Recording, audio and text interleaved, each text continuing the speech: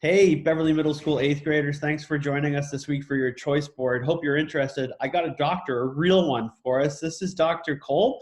Dr. Kolb, good morning. Good morning. Why don't you give us a little bit of background about yourself, and we'll jump right in with a little bit of work on some viruses and bacteria if you got the time today. Sure. Well, my name is Dr. James Kolb. I'm an internal medicine doctor. I was a middle schooler once and remember very well my science classes in middle school. I primarily take care of adults, although I've had patients as young as 16 in my practice and patients well over 100 in my practice. So it's a broad spectrum of primary care internal medicine. Awesome. So one of our focuses this week is the difference between bacteria and a virus. Obviously, it's a pretty topical piece of conversation that the world's going through right now. So I guess I'll start off by saying that if a patient came into your office and they were dealing with high fever or a cough or stomach pains or something like that, how you might start by diagnosing the difference between them having an illness that's caused by a bacteria versus an illness that's caused by a virus. So that's a very important question in medicine because in primary care, a large part of what we do in primary care is related to figuring out what causes an infection. So for instance, let's say, what we see very often in primary care is someone who calls up the office and says, I've had a cough, a fever, bringing up a lot of phlegm. What do you think? And we will often have the patient come in for an evaluation. So we can often do this over the phone. I mean, if the patient has, low-grade fever and, is otherwise in good health and doesn't have any underlying medical conditions, what we can often do is just make a diagnosis over the phone or a tentative diagnosis over the phone and make recommendations that would include things like taking Tylenol, drinking fluids, things like that, things that most people would be familiar with. But let's say somebody is a little sicker. They have a fever, maybe they have a history of smoking or vaping, they may have some impaired lung function, they may be older and really not in good physical condition. We'll have them come into the office for an evaluation. So let's say the patient comes in the office, they have some of the problems that we just talked about. What I'll do is I'll take their history. So their history includes things like, what are your symptoms? Are your symptoms, they may say, well, I have had this cough, I've had this fever, sore throat, runny nose, chest pain, just give me a general idea of what the symptoms are. Making a diagnosis requires us to do a physical examination. We really want to determine what are the findings on examination. So we will listen to their lungs, we'll take their fever, their temperature, check their vital signs, etc. If they're sick and if we really are concerned that they may have pneumonia, then we will often do a chest x-ray, or in some cases we might even do a CAT scan, which has been one of the x-ray imaging tests that have been around that people have seen on television and stuff. Sure. So it's often very difficult for us to make an actual perfect diagnosis of bacterial versus viral infections. So for instance, in the lung, oftentimes the infection starts with a virus. So let's say not using coronavirus so much, but let's say one of our garden variety viruses, or one that maybe people are familiar with, the influenza virus. So influenza virus is readily transmitted in the community and can be picked up very quickly and easily, can be transmitted very easily in middle schools and nursing homes and wherever people gather. And that's a pretty infectious virus. It goes around very easily and infects people very quickly. So that can start out as the cause of the infection in the lungs, the cough, fever, et cetera. But sometimes a secondary infection will occur that can happen from a bacteria. So for instance, there are bacteria that we carry in our respiratory tract. Pneumococcal bacteria are present in most every adult's respiratory tract. If those bacteria get down into the deeper lung tissue, then that can cause a bacterial pneumonia. So our job as doctors is to try to make the determination, well, is this a virus, which should be treated either conservatively without antibiotics, because antibiotics don't treat viruses, or is this something that may require antibiotic therapy, like a bacterial infection? So that's a big part of our job, and that's why it's so important for us to be able to make a good diagnosis before we decide on embarking on treatment with antibiotic therapy, because of course antibiotic therapies have their own side effects and downsides. So we want to be very careful that we're only treating bacterial infections with antibiotics. We don't treat viral infections with Right. antibiotics. That's one of the big takeaways for our students right now is the difference. One of the differences between a virus and a bacteria is your amoxicillin, or as my daughter calls it, the pink stuff that she still takes when she gets an infection. That won't work on that won't work on the flu. That won't work on viruses that have been cured by other ways. So, what's one of the main ways that society throughout history has combated viruses? What's a way we can knock them down? So let's just think back to antibiotics. Antibiotics are a very new phenomenon. They really were not available until, or at least biochemical antibiotics. I mean, they were sort of naturopathic antibiotics that have been used for centuries. But the ones that we think about, like the pink stuff, those antibiotics have been around since I think the 30s or 40s. And in fact, penicillin was one of the early antibiotics that was developed. And in the early days, that antibiotic was very effective on many kinds of infection. But over the years, because of natural selection, which I'm sure your students have learned about, their bacteria are been selected out for resistance to many of those antibiotics. So one of the things that has now become very problematic in medicine is that there are a large number of bacteria present in the population, that are resistant to our antibiotics. And part of the reason for that is because we use the antibiotics inappropriately. So in the old days, before the use of antibiotics, that was a big problem. Many people did not survive even simple infections because there were no antibiotic therapies to treat them. So those infections could run rampant, cause what we call sepsis, which is a condition that the body really starts to shut down because of being overwhelmed by an infection which is run out of control. Our body's immune system simply has not been able to take care of that infection. And so therefore, patients could die of relatively minor infections that we can easily treat now with a very simple antibiotic like the pink stuff. So what about we have this coronavirus that's sort of controlling the world right now. People get a flu shot every year, so they're clearly treated differently than a bacterial infection. So what's sort of the process for that, and how do those medicines work? So I think that's a very important difference, and I'd like to make sure that I explain this to the students in a way that it makes sense to them. So I've wanted to share with you a couple of slides, one of which is a very simple cartoon of a bacterium that is actually just available on Wikipedia. You can go on Wikipedia, look up bacteria, and that's what you find. I also have one of coronavirus, another one of a norovirus, which I'd like to mention briefly as well, because that's a common cause of viral infection in students and in adults. And then maybe some of the differences between what the bacteria and what viruses are.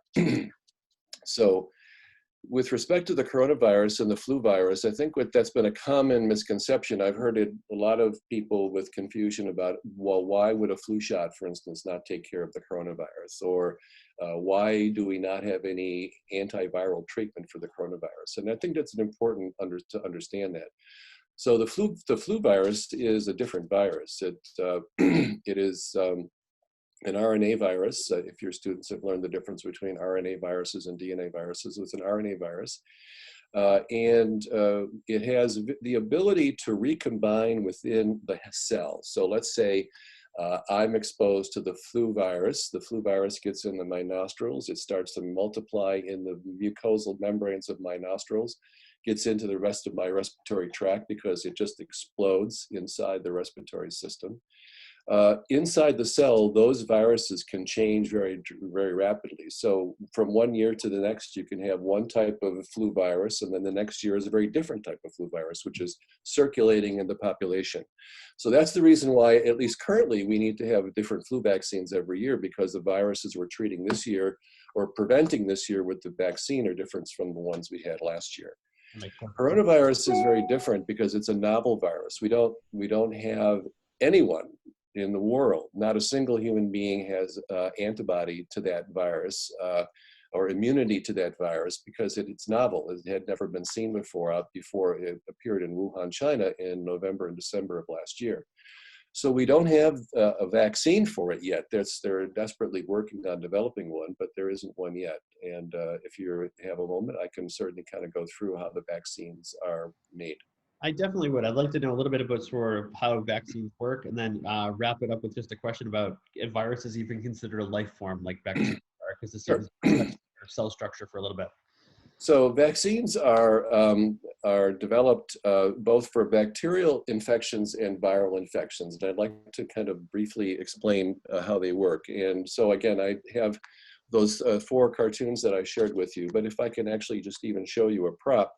So one way of making a vaccine is to take the virus. So let's say, I'm in my laboratory at, the NIH in Washington, and I'm a virologist and I want to work on developing a vaccine. So what are the ways that I can actually use to develop a vaccine? So one of the ways is you take a healthy virus, which I'm going to show here as a yellow flower. So this is a healthy virus. This is a virus that can infect you and me. And obviously we don't want to use that virus because we don't want to give everybody coronavirus. So, but what they're trying to do now is they're trying to develop a way to make that virus either weaker or to break it up into parts so that we can then develop an antibody in our system to prevent the infection with the virus. So one way we can do that is to actually take and weaken the virus, and I'm going to show that by using a white flower. So the white flower is not any longer infectious. It's still alive. It's called an attenuated virus, but it can't make you sick. But what it does do is it allows your body, your immune system, to recognize this as a foreign body. Your body's immune system has these antibodies which form and which can actually be developed to find that and develop immunity to that virus. There's also another way we can make a virus by breaking the virus up. So you take the real virus, and then you break it up into parts, and you take the protein spikes, which are this petal from the flower. So those protein spikes can also develop antibody responses in the body's immune system and can serve as a basis upon which our body's immune system can recognize the actual virus. So if we're successful and we can produce a vaccine against coronavirus, what's going to happen, or what will hopefully will happen, is that I'm out in the world. I don't have immunity to coronavirus. I've never seen it before. I'm out there. I take and breathe in the coronavirus. My body's immune system will immediately begin to recognize that as a foreign body. Your body's antibody systems that have been developed from the vaccine will now kick in and will prevent the development, hopefully, the development of the infection. And that's the goal for science That's all over the the goal. world right now, is to be able Exactly. to create the system where your body is taught how to fight the virus all by itself. Exactly. And then I guess that the last little bit that we've been talking about is, cell structure, and all cells come from other cells, and that they have the ability to reproduce, and viruses clearly have the ability to reproduce. But what would make a virus even considered a life form based on sort of the definition of life that we have? Yeah, so that's a very interesting question. I actually wanted to have an answer for that. And so I went into my viral background, did a little research. And what's an interesting point is that it's a pre-life form, if you will. In other words, that, it has the virus itself cannot exist in the world without a host. So it's what we call an obligate parasite. It can't reproduce. It can't do anything out. So if your virus, if you think about it, the virus, and we talked about this a little bit with regard to the coronavirus, it can be on a surface. So if it's on a doorknob or if it's on your hand, it can't do anything there. It just sits there. But if you get it on your hands and you're not careful in washing your hands, what can happen is that you touch your nose, you touch your face, the virus then gets to a place where it wants to be, which is in your respiratory tract. It gets into the respiratory tract, and then it has this ability now to get into the cells of your respiratory tract, and then has explosive growth, which is only in the cells. So it can't grow, it can't do anything outside of a cell. It's got to be in a cell, whether it's a human cell or whether it's in a GI tract cell, or if it's in a dog cell. It has to be in a cell in order to reproduce. So unlike a bacterium and other prokaryotes or other like the eukaryotes, they can't develop their own system of reproduction. So a bacteria will break up into 2 to 4 to 8 to 16. That's our logarithmic growth that we talk about.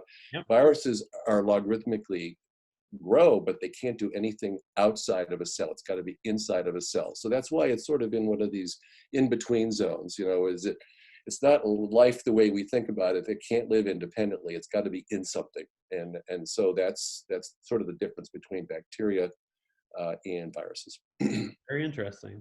Well, I think you've given my students quite a bit to play with, and I'm glad we didn't just play with the only thing that's in the news right now, which is coronavirus, because there's hundreds of other viruses and bacteria out there, and I think we've given them quite a bit of background to be able to explain a little more commonly just how they work and why they do what they do. So, Dr. Kolb, I really appreciate your time. Thanks for joining me today. You're very welcome. I would like to make just one other point, if I could, in closing here, and that is a question that often comes up is, are vaccines safe? Oh, I perfect. think that's a thing that we often hear about in the press, and unfortunately, there are a lot of misinformation out there regarding vaccines. What I can tell you is that vaccines have been life-saving, and I'll use the example of the smallpox. Many of your students may not even be familiar with smallpox because it no longer exists in the world, because we were able to eradicate smallpox using the smallpox vaccine.